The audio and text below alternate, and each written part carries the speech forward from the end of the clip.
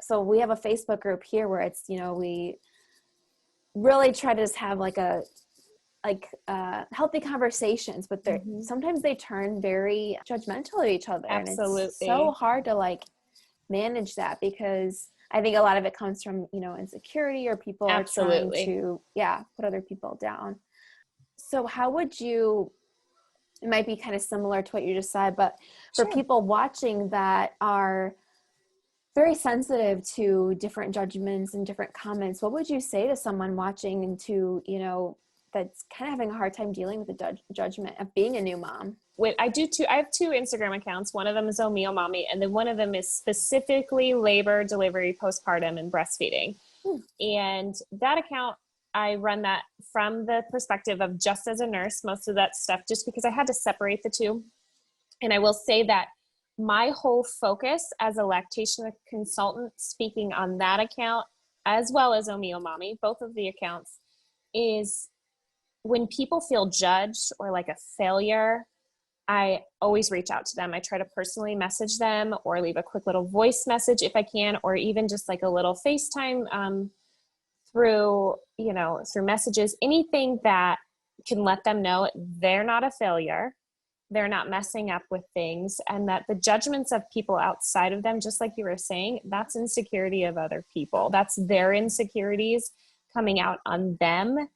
And a lot of those people placing that judgment, not that I want to say karma's going to get them, but karma's going to get them. Like, that's one of those things where it's like, okay, judge this today and tomorrow you'll be the one judged. So it's just kind of like, you know what, like, you got to do you got to do what's best for you and your baby, because you're the one who is living your life and they're not there. So you just kind of, you can be sensitive to it because you're human, and you should be slightly sensitive to it, but it shouldn't ruin your life. And the other thing is just find, like, say it's social media that's making you feel bad. Find accounts to follow that make you feel good.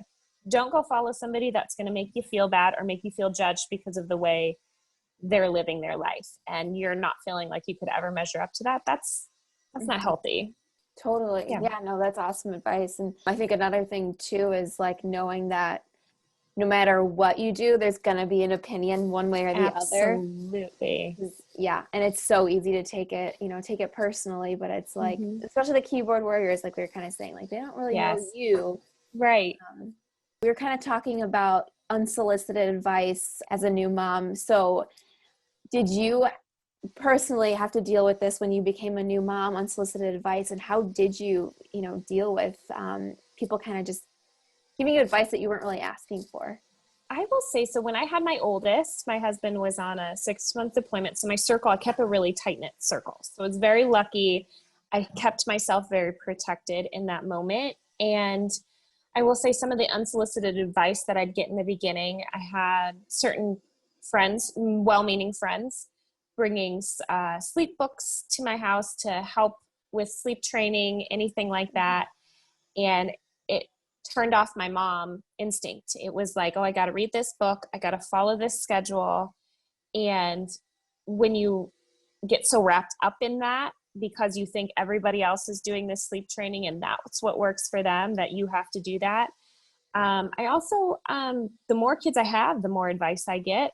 My 4th baby doesn't talk yet. She'll be 2 this month, and she's not really talking. And I can't tell you the amount of people who, want me to get speech therapy for this child, when, like, I know my gut that she's my 4th baby and she's going to be okay. But it's kind of, when people say those things, I do a lot of nodding because I'm trying to be like, they're well-meaning. And then sometimes I'm like, oh, she's fine. And I kind of just blow it off, or I say, or she's the 4th, or somebody talks for you. That's, again, like, I'll make a joke, or I'll just like deadpan it and say, no, she's fine. Like, I'm not worried about it. So you just kind of have to buck it off a little bit and find your crew, find people who support you, and try to avoid those situations where people have an opinion, because everybody is going to have an opinion. Yeah, no, definitely. Yeah, no, that's very true. Yeah. All the opinions out there, there's so many, every stage of life. I feel like